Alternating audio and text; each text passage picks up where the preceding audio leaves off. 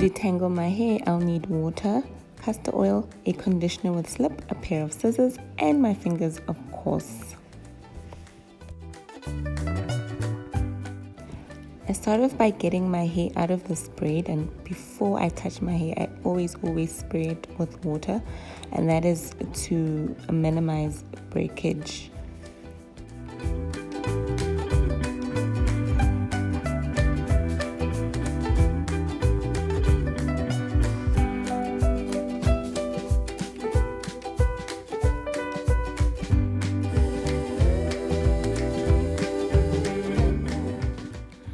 I had already started detangling this little section, so on this side, my right hand side, that piece is thoroughly detangled, and then on this side that still needs to be detangled.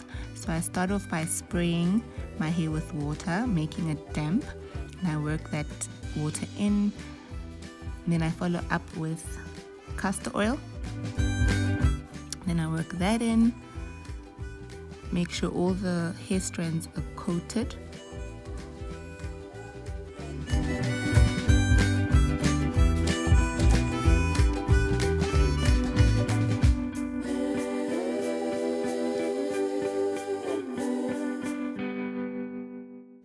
As I work these products into my hair, I also then gently pull out any shed hairs.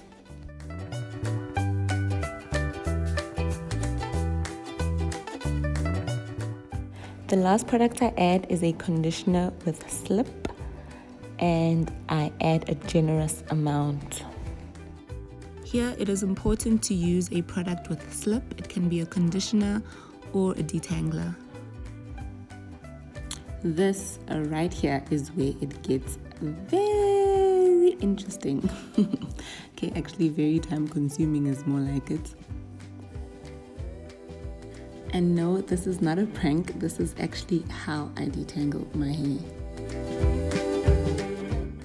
My right hand picks up the hair that is being detangled from the roots, smoothens it out all the way till the ends and holds it there, and this is to prevent tangling all over again. When I come across a knot, I isolate it, then I gently pull hair strands away from it. A lot of the times it's a shed hair that has trapped other hair strands, in which case it simply slides off. Sometimes I come across serious knots. I use my scissors to deal with those.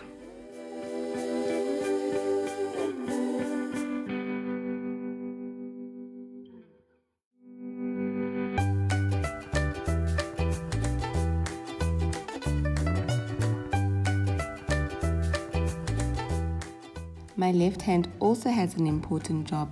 Other than holding the hair yet to be detangled, it also controls the tension, and it helps the right hand to pick up the hair from the base or the roots.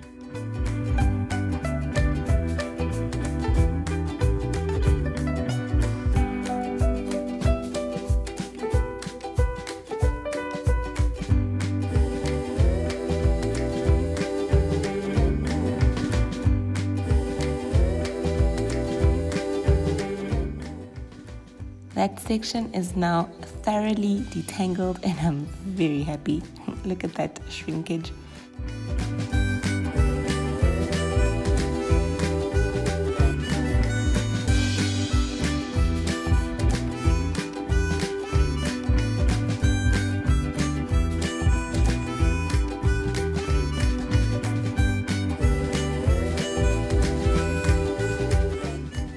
Once done detangling a section, I twist it up and put it away and continue to the next.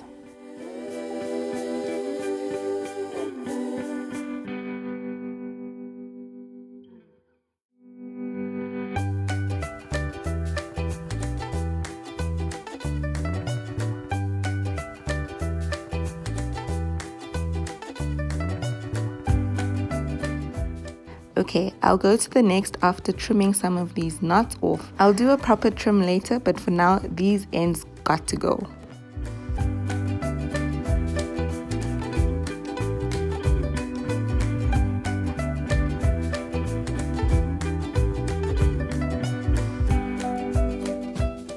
I'm so happy to be done with this section, but I'm dreading the rest of the head. Look how much is left.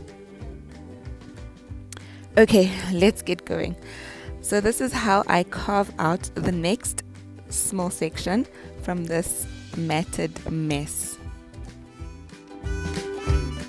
I spray some water at the roots, then I use my fingers to gently create a path. I pull strands of hair away from the matted mess until a path forms. I spray some more water when I feel that my hair is still too dry. A rat tail comb would not work here, it would simply break my hair off. Also, right now, I'm not at all concerned about straight lines and even sections. My mission is to get my hair detangled and detangled one small section at a time.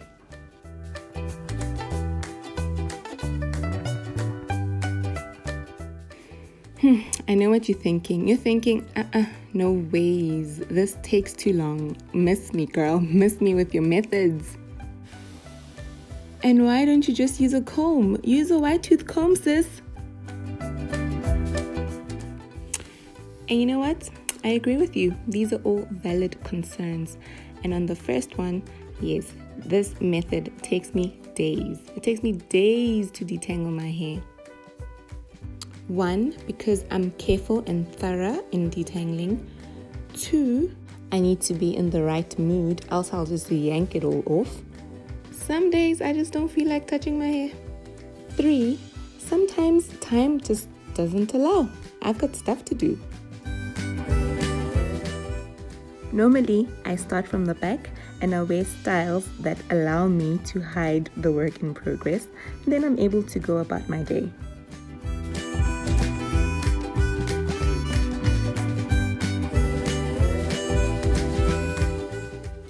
On the combs, believe me, I've wanted a white tooth comb to work on my hair. It doesn't. At least not when my hair's like this. So my fingers, my digits, are the only tool that makes sense for my hair type. I've got fine strands that are fragile and every single strand matters. And my fingers understand this very well.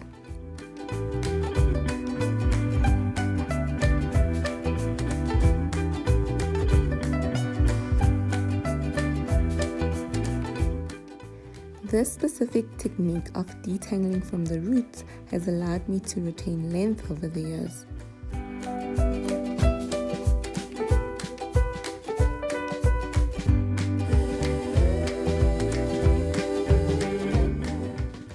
This is how much hair came out from the last little section.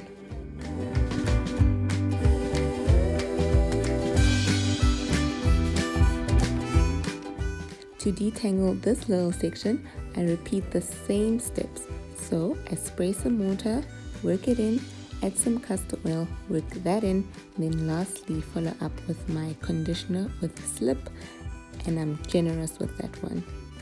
It's what will make the process go so much faster. Well, as fast as this process can go. Shake, shake, shake, wiggle, stretch, stretch, stretch, stretch, wiggle, shake, shake, and we're back.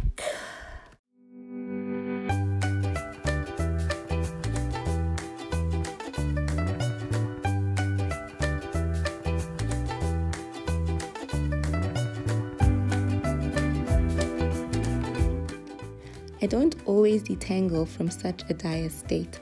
My hair is normally in twists, so detangling becomes much easier because the sections are already created.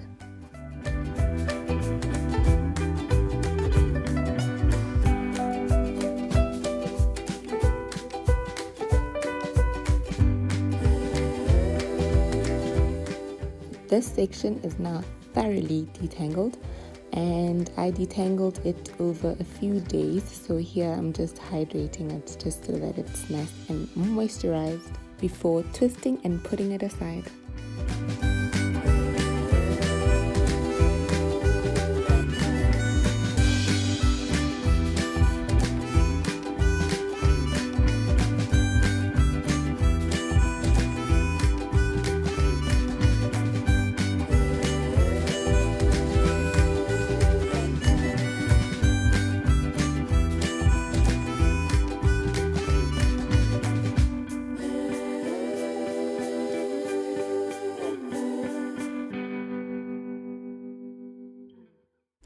When creating my next section, it's helpful to just feel for where my hair naturally separates so that I don't have to work too hard trying to create a path.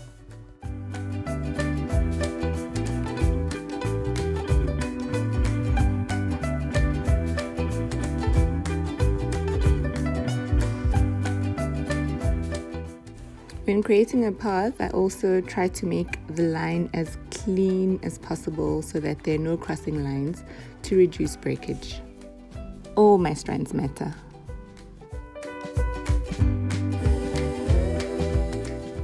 Let's wrap this up, shall we?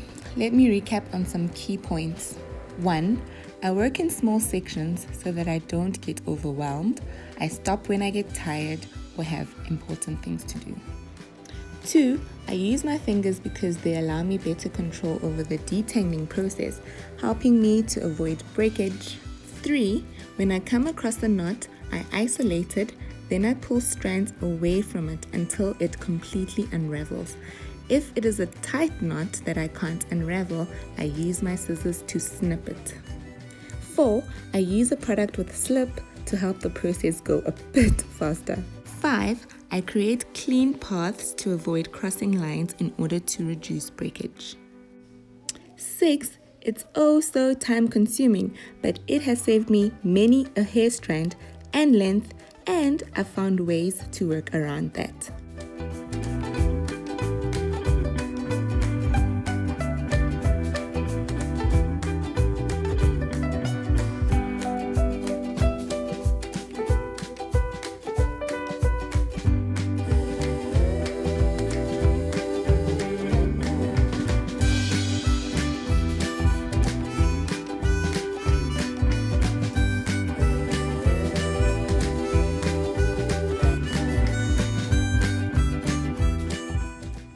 After many days, I'm finally done. This is my hair all detangled and ready to be washed. In the next video, I'll show you how I wash my hair. Thanks for watching.